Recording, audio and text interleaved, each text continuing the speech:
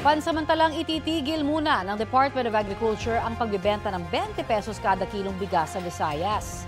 Ayon kay Agriculture Secretary Francisco Tiu Laurel Jr., ipagpapatuloy ang pagbebenta ng murang bigas pagkatapos na ng eleksyon 2025.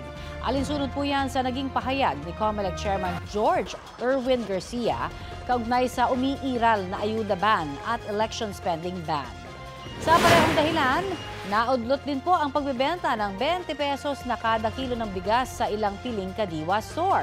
Ayon sa isang Kadiwa Store sa Maynila, nakatanggap sila ng abiso mula sa pamunuan ng Bureau of Plant Industry na hindi matutuloy ngayong araw ang rollout ng programa. Sa ngayon, makabibili roon ng 29 pesos per kilo na local na bigas at 35 pesos per kilo na imported na bigas. Iba't ibang klase po ng gulay na nasa 50 hanggang 100 pesos kada kilo at itlog na nasa 9 to hanggang 15 pesos ang kada piraso.